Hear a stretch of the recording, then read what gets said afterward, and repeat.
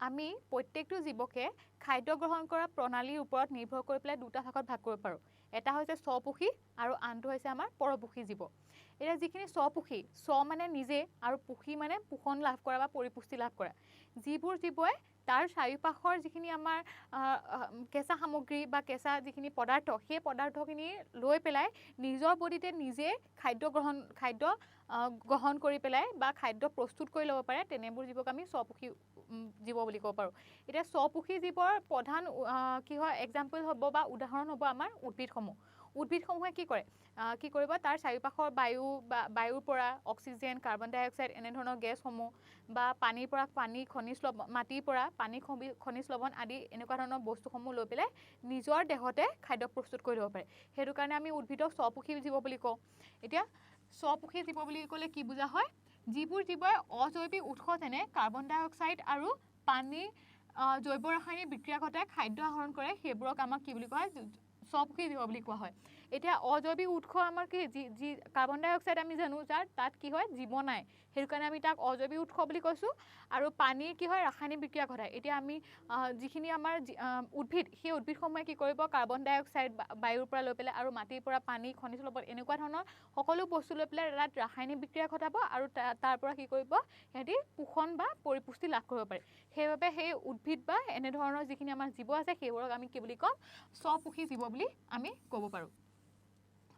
এতিয়া পৰপোষী জীৱ কাক বোলে? যিবোৰ জীৱই নিজৰ খাদ্য নিজে প্ৰস্তুত কৰি ল'ব নোৱাৰে আৰু খাদ্যৰ বাবে স্বপোষী জীৱৰ ওপৰত নিৰ্ভৰশীল হয়, তেনেবোৰক পৰপোষী জীৱ বুলি কোৱা হয়। এতিয়া পৰপোষী মানে পৰ মানে কি, আনৰ ওপৰত, আন বেলেগ, আৰু পোষী মানে আনৰ ওপৰত খাদ্যৰ বাবে নিৰ্ভৰ কৰিবলগীয়া প্ৰত্যেকটো জীৱকে আমি কি বুলি ক'ম, পৰপোষী জীৱ বুলি কওঁ। এতিয়া আমি ধৰা মানুহে নিজে খাদ্য বনাব পাৰোঁ, আমাৰ পাকঘৰত আমি খাদ্য বনাই ল'ব পাৰোঁ, কিন্তু সেই খাদ্যখিনি জানো আমি ক'ৰ পৰা পাইছোঁ? উদ্ভিদৰ পৰা পাইছোঁ বা বেলেগ জীৱৰ ওপৰত নিৰ্ভৰ কৰি পেলাই আমি ধৰা যদি মাছ মাংস খাইছোঁ, সেইটো কি হয় বেলেগ জীৱৰ ওপৰত নিৰ্ভৰ কৰিছোঁ, বা আমি ধৰা বিভিন্ন ধৰণৰ ভেজিটেবলছ খাইছোঁ, সেইখিনি ক'ৰ পৰা পাইছোঁ? বিভিন্ন ধৰণৰ উদ্ভিদৰ পৰা পাইছোঁ। গতিকে আমি কি হয় খাদ্যৰ বাবে উদ্ভিদৰ ওপৰত বা বেলেগ জীৱ জন্তুৰ ওপৰত নিৰ্ভৰ কৰিবলগীয়া হয়, বা আমাৰ মানুহৰ দৰে যিখিনি আন জীৱ জন্তু আছে সেই জীৱ জন্তু খাদ্যৰ বাবে বেলেগৰ ওপৰত নিৰ্ভৰ কৰি চলিবলগীয়া হয়। গতিকে সেইবোৰে যিহেতু আনৰ ওপৰত নিৰ্ভৰ কৰিবলগীয়া হয় পৰিপুষ্টিৰ বাবে, সেইবাবে সিহঁতক কি বুলি কোৱা হয়, পৰপোষী জীৱ বুলি কোৱা হয়। এতিয়া ধৰা যেনে ভেঁকুৰ, মানুহ, ভেঁকুৰ, বিভিন্ন ধৰণৰ জীৱ জন্তু, এই সকলোবোৰ আচলতে কিহত পৰে? পৰপোষী জীৱৰ তালিকাখনত আমি অন্তৰ্ভুক্ত কৰিব পাৰোঁ। আমি ইতিমধ্যে স্বপোষী জীৱ আৰু পৰপোষী জীৱৰ বিষয়ে পঢ়িলোঁ। এতিয়া আমাৰ যিখিনি স্বপোষী জীৱ আছিলে তাৰ প্ৰধান উদাহৰণ আছিলে আমাৰ উদ্ভিদসমূহ। এতিয়া উদ্ভিদসমূহে কি কৰে, নিজৰ বডিতে নিজৰ খাদ্য প্ৰস্তুত কৰি ল'ব পাৰে, সেইকাৰণে আমি তাক কি বুলি কওঁ, স্বপোষী জীৱ বা অট'ট্ৰফছ বুলি ক'ব পাৰোঁ। ঠিক আছে। এতিয়া আমি পঢ়িছিলোঁ যে উদ্ভিদসমূহে যিহেতু নিজৰ বডিত নিজৰ খাদ্যখিনি প্ৰস্তুত কৰি ল'ব পাৰে, সেই প্ৰক্ৰিয়াটো কেনেধৰণৰ হ'ব পাৰে, সিহঁতি কেনেদৰে নিজৰ বডিত খাদ্য প্ৰস্তুত কৰি ল'ব পাৰে, সেই গোটেই প্ৰক্ৰিয়াটোকে আমি কি বুলি কওঁ, সালোক সংশ্লেষণ বুলি ক'ব পাৰোঁ। আচলতে সালোক মানে কি হয়, পোহৰ, আৰু সংশ্লেষণ মানে নিজে বনাই লোৱা। যিহেতু উদ্ভিদসমূহে পোহৰৰ উপস্থিতিত নিজৰ খাদ্য প্ৰস্তুত কৰি ল'ব পাৰে, সেইবাবে আমি এই গোটেই প্ৰক্ৰিয়াটোক সালোক সংশ্লেষণ বা আমি ফটোচিনথেচিছ বুলি ক'ব পাৰোঁ। ঠিক আছে। সালোক সংশ্লেষণ প্ৰক্ৰিয়াত কি কৰে, উদ্ভিদসমূহে তাৰ যিটো বহি পৰিৱেশ বা আমাৰ চাৰিওপাশৰ যিখিনি আমাৰ খনিজ লৱণ ধৰা মাটিৰ পৰা লৈছিলে, মাটিৰ পৰা পানী আৰু খনিজ লৱণ ল'ব শিপাৰ জৰিয়তে, তাৰপিছত গছৰ যিখিনি পাত থাকিব, সেউজীয়া পাতখিনিয়ে কি কৰিব, তাৰ চাৰিওপাশৰ যি কাৰ্বন ডাই অক্সাইড আছে সেই কাৰ্বন ডাই অক্সাইড গেছটো শোষণ কৰি ল'ব, আৰু এই প্ৰক্ৰিয়াটো হ'ব সূৰ্যৰ পোহৰৰ উপস্থিতিত, আৰু সেই সূৰ্যৰ পোহৰৰ পৰা আমি কি পাম, ছ'লাৰ লাইটটো পাম। গতিকে এই গোটেই প্ৰক্ৰিয়াটোকে আমি কি বুলি ক'ম, ফটোচিনথেচিছ বা সালোক সংশ্লেষণ বুলি ক'ব পাৰোঁ। ঠিক আছে। এতিয়া সালোক সংশ্লেষণ প্ৰক্ৰিয়া কেনেদৰে সংঘটিত হয়? সালোক সংশ্লেষণ প্ৰক্ৰিয়া তলত দিয়া ধৰণে সংঘটিত হ'ব। কি হ'ব, প্ৰথমতে আমাৰ প্ৰথম পইণ্টটো আহিব, পোহৰ শক্তিক পত্ৰহৰিতৰ দ্বাৰা শোষণ। এতিয়া আমাৰ গছৰ পাত যিখিনি থাকিব সেইখিনি আমি সেউজীয়া ৰঙৰ দেখোঁ। সেউজীয়া ৰং কিয় দেখোঁ? তাত আমাৰ ক্ল'ৰ'ফিল বা পত্ৰহৰিত থাকে। তাৰমানে তাৰ কি হয়, যিটো সেউজীয়া ৰংটো, সেই সেউজীয়া ৰংটো ক'ৰ পৰা আহে, পত্ৰহৰিতৰ পৰা আহে। পত্ৰহৰিত থকাৰ বাবে কি কৰিব পাৰে, পোহৰ শক্তি যিখিনি আমাৰ ছ'লাৰ এনাৰ্জি, ছান এনাৰ্জি, সেই এনাৰ্জিটো শোষণ কৰি ল'ব পাৰে। ঠিক আছে। পোহৰ শক্তিক ৰাসায়নিক শক্তিলৈ পৰিৱৰ্তন আৰু পানীৰ অণুক হাইড্ৰজেন আৰু অক্সিজেনলৈ পৃথকীকৰণ কৰিব পাৰে। এতিয়া পোহৰ শক্তিখিনি আমাৰ প্ৰয়োজন হ'ব কিয়? তাক যাতে কি কৰিব পাৰে, ৰাসায়নিক শক্তিলৈ পৰিৱৰ্তন কৰিব। কোনে ক'ত কৰিব? পত্ৰহৰিতত। পত্ৰহৰিত ক'ত থাকিব? গছৰ পাতত।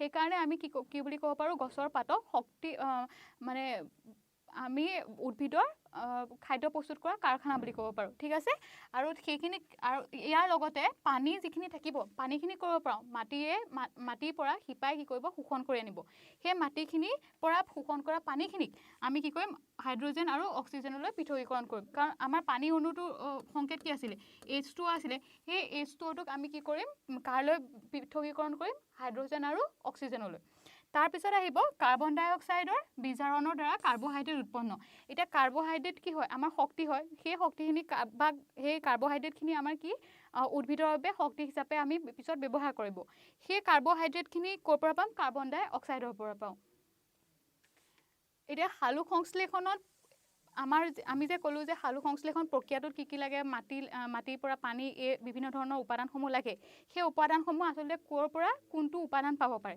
এতিয়া সালোক সংশ্লেষণত পানী যিটো দৰকাৰ হ'ব সেই পানীখিনি ক'ৰ পৰা পাব মাটিৰ পৰা পাব ঠিক আছে আৰু মাটিৰ পৰা কোনে আনিব শিপাই ঠিক আছে কাৰ্বন ডাই অক্সাইডটো আমাৰ কি হয় কাৰ্বহাইড্ৰেটলৈ ৰূপান্তৰিত কৰিব গছৰ পাতে সেই কাৰ্বন ডাই অক্সাইড ক'ৰ পৰা পাব বায়ুমণ্ডলৰ পৰা আমি জানো বায়ুমণ্ডলত কি থাকে বিভিন্ন ধৰণৰ গেছৰ লগতে কাৰ্বন ডাই অক্সাইড গেছ থাকে আৰু সেই কাৰ্বন ডাই অক্সাইড আমাৰ কাৰণে হাৰ্মফুল হ'লেও কি হ'ব উদ্ভিদৰ কাৰণে অতি প্ৰয়োজনীয় কাৰণ আৰু উদ্ভিদৰ কাৰণে প্ৰয়োজনীয় মানে কি আল্টিমেটলি আমাৰ কাৰণেও প্ৰয়োজনীয় কাৰণ উদ্ভিদে কাৰ্বন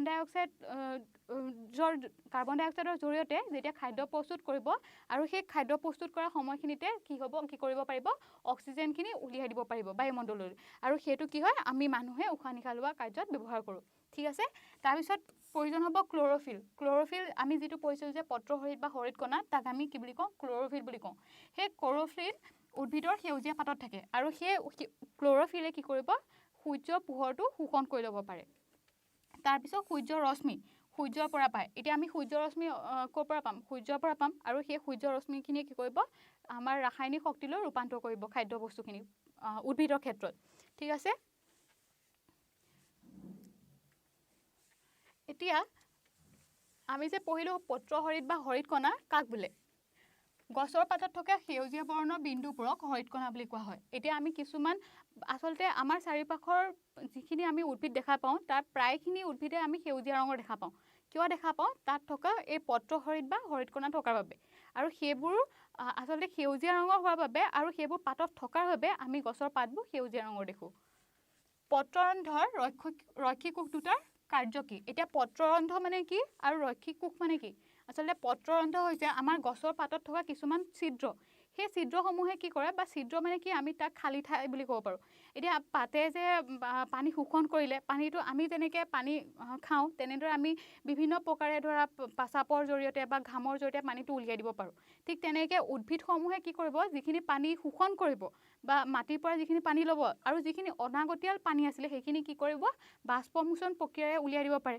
সেই উলিয়াই দিব কেনেকৈ পাৰিব পত্ৰৰন্ধ্ৰৰ জৰিয়তে পত্ৰৰন্ধ্ৰ হৈছে পাতত থকা কিছুমান সৰু সৰু ছিদ্ৰ ঠিক আছে আৰু তাত কিছুমান কোষ থাকে যিখিনি কোষক আমি কি বুলি কওঁ ৰৈখিক কোষ বুলি ক'ব পাৰোঁ ঠিক আছে আৰু এই পত্ৰৰন্ধ্ৰত কেইটা কোষ থাকে আমাৰ দুটা কোষ থাকে ঠিক আছে এতিয়া পত্ৰৰন্ধ্ৰৰ ছিদ্ৰ মুক্ত আৰু বন্ধ হোৱা পৰিঘটনাটো পত্ৰৰন্ধ্ৰৰ ৰৈখিক কোষ দুটাই নিয়ন্ত্ৰণ কৰিব যেতিয়া পানীৰ ভাগ গছৰ পাতৰ পৰা ওলাই যাবলগীয়া হ'ব তেতিয়া কি কৰিব সেই পত্ৰৰন্ধ্ৰৰ কি হ'ব ছিদ্ৰটো মুকলি হ'ব তেতিয়া পানীটো ওলাই গ'ল আৰু যেতিয়া বন্ধ কৰিবলগীয়া হয় তেতিয়া আমাৰ এই ৰৈখিক কোষৰ আনটো কোষে তাক কি কৰিব পাৰে জপাব পাৰে ঠিক আছে এতিয়া ৰৈখিক কোষ দুটালৈ পানী সোমালে সিহঁতে স্ফীত হৈ পৰে আৰু ফলত পত্ৰৰন্ধ্ৰৰ ছিদ্ৰ মুকলি হৈ পৰে যেতিয়া ৰৈখিক কোষ দুটা যিটো পত্ৰৰন্ধ্ৰত থাকিব তালৈ যেতিয়া পানী সোমাব তেতিয়া সিহঁতে স্ফীত হৈ পৰে বা এনেকৈ ফুলি যায় আৰু আনহাতে যেতিয়া